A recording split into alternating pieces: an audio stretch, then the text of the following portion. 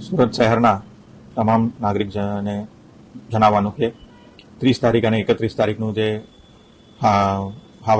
જોરદાર હવા સાથેનું ભારે વરસાદની આગાહી જે આપવામાં આવેલી છે એના તકેદારીના ભાગરૂપે સુરત મહાનગરપાલિકાની ટીમ, જિલ્લા કલેક્ટરશ્રી અને પોલીસ કમિશનરશ્રીના કચેરીના સંકલનથી પૂરેપૂરું તૈયારીની સ્થિતિમાં આવી ગઈ છે.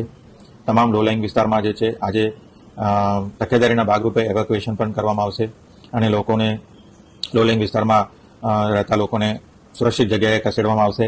એમને તમામ સુવિધાઓ પણ આપવામાં આવશે.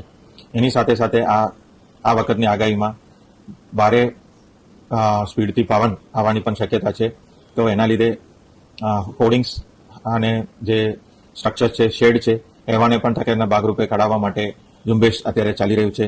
કન્સ્ટ્રક્શન સાઇટ ઉપર જે તકેદારી કરવાનું છે, ત્યાંના વ્યવસ્થાઓ, ત્યાંના મશીનરી છે, એને સેફ સ્થિતિમાં લાવવાનું પણ સૂચનાઓ તમામ બિલ્ડર્સને આપવામાં આવેલી છે. એ સિવાય હાઈ માસ્ટ જે લાઇટ્સ છે એને પણ લેવલ ડાઉન કરવા માટેનું પણ એલઆઈડી સૂચના આપવામાં આવેલી છે. એસડીઆરએફ અને એનડીઆરએફની ટીમ્સ પણ તૈનાત છે અને આજે બપોર પછી તમામ જે ટીમ્સ છે એમને ફોરવર્ડ ડિપ્લોયમેન્ટ પોઝિશનમાં પણ પહોંચી જશે.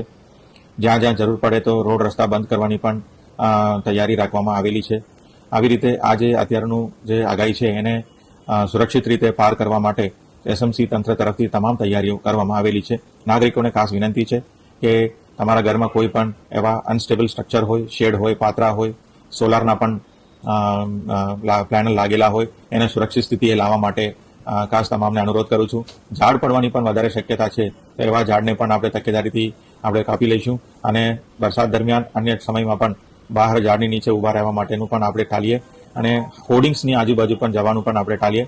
તમામ હોર્ડિંગ્સનું સ્ટ્રક્ચરલ સ્ટ્રેન્થ પણ આપણે ચેક કરી રહ્યા છીએ. તેમ છતાં તકેદારીના ભાગરૂપે તમામ નાગરિકોને સાવચેતી રાખવા માટે ખાસ વિનંતી કરું છું અને તમારા સહકાર માટે, તમારા સપોર્ટ માટે ટીમ એસએમસી કટિબદ્ધ છે. આજે 30 તારીખ બપોર પછીથી માંડીને 31 તારીખ આખો દિવસ રાત સુધી પણ આમાં આગાહી છે. તો પહેલી તારીખના સવાર સુધી આપણે એક તકેદારી રાખવાની ખૂબ જરૂર છે.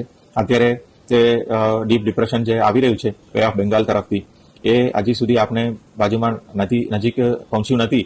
એનું વલણ કેવું છે, કઈ દિશામાં આગળ વધે છે, એનું પણ દર અડધા કલાકે પણ અમે મોનિટરિંગ કરી રહ્યા છીએ અને હવામાન વિભાગ સાથે અને સ્ટેટ એમરજન્સી ઓપરેશન સેન્ટર સાથે સંકલનમાં કામગીરી ચાલુ છે.